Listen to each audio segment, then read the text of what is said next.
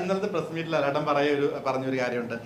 ഒരുപാട് അന്യഭാഷയിലെ ആളുകൾ ഈ സിനിമ കണ്ടിട്ട് ഇതുപോലൊരു സിനിമ അല്ലെങ്കിൽ ഇങ്ങനെ ഇന്ത്യയിൽ അങ്ങനെ ഒരു സിനിമ സംഭവിച്ചിട്ടുണ്ടാവില്ല. അപ്പം ശരിക്കും പറഞ്ഞാൽ അത് ഒരുപാട് ഹൈപ്പ് കൂട്ടുകയാണ് സിനിമയുടെ ചെയ്യുന്നത്. അപ്പം അങ്ങനെ ഒരു സ്റ്റേറ്റ്മെന്റ് പറഞ്ഞ ശരിക്കും ഒരു അതിൻ്റെ അകത്തൊരു ടെൻഷൻ ഉണ്ടായിരുന്നു. അത് ഹൈപ്പ് ഡബിൾ ഓൾറെഡി ഭയങ്കര ഹൈപ്പിലാണ് പറഞ്ഞത്. ഈ സിനിമയുമായിട്ട് സിനിമയിലുമായിട്ട് ബന്ധപ്പെട്ടവരെന്ന് പറഞ്ഞ പ്രേക്ഷകരല്ല, അങ്ങനെ ആൾക്കാർ കണ്ടിട്ടില്ല. സിനിമയുടെ ക്രാഫ്റ്റ് മനസ്സിലാക്കുന്ന ആൾക്കാർ അല്ലേ. ഒരു പക്ഷേ ഞാനാണെങ്കിൽ ഇപ്പം ഞാൻ നേരത്തെ പറഞ്ഞു അനുരാഗ് കശ്യപ് എന്നൊരു ആളുണ്ട്. അദ്ദേഹമാണ് ഇത് ഹിന്ദിയിലേക്ക് ഡബ് ചെയ്തിരിക്കുന്നത് ഈ സിനിമ, എൻ്റെ വോയിസ് കൊടുത്തിരിക്കുന്നത്.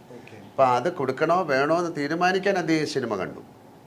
അദ്ദേഹം നമ്മുടെ ഡയറക്ടറും കൂടെ എന്നെ ഒരുമിച്ച് വിളിച്ചിട്ട് അദ്ദേഹം ഭയങ്കര സന്തോഷത്തോടെ ഞാൻ ഈ സിനിമ ചെയ്യാം, I am so happy to be a part of this movie എന്നാണ് പറഞ്ഞത്. കാര്യം അദ്ദേഹം പറയുന്നത് ഇങ്ങനൊരു ഫിലിം ഞാൻ കണ്ടിട്ടില്ല. അപ്പോൾ അങ്ങനെയുള്ള കാര്യങ്ങൾ സിനിമയുമായിട്ട് അസോസിയേറ്റഡ് ആയിട്ടുള്ള ആൾക്കാർക്ക് ഭയങ്കര രസകരമായിട്ട് തോന്നുന്ന സിനിമയാണ്.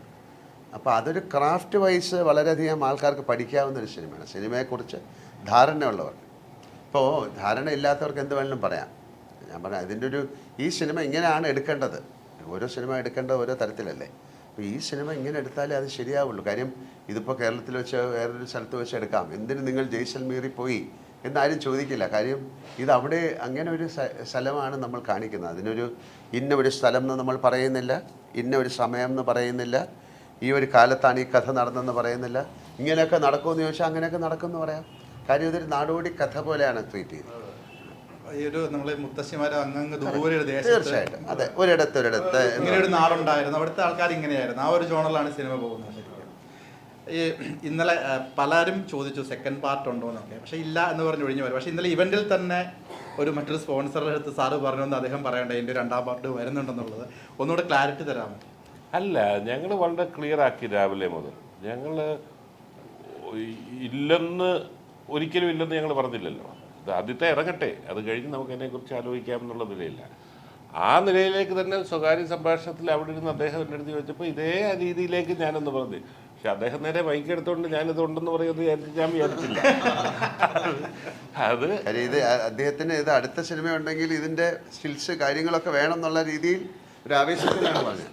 അപ്പോൾ പെട്ടെന്ന് ആൾക്കാർ പലരും എന്നോടും ചോദിച്ചു. ഞാൻ പറഞ്ഞു ഇത് സിനിമ ഉണ്ടോ ഇല്ലയോ എന്നുള്ളത് സിനിമ കണ്ടിട്ടല്ലേ തീരുമാനിക്കുന്നത്. അപ്പോൾ ഒരു കാഷ്വൽ കോൺവെർസേഷനിൽ ഇല്ലെന്ന് നമ്മൾ പറഞ്ഞിട്ടില്ല എന്നുള്ളതാണ് സത്യം, ഉണ്ടെന്നും പറഞ്ഞിട്ടില്ല. ഓക്കെ. അപ്പോൾ അതിൻ്റെ ഇടയിലാണ്.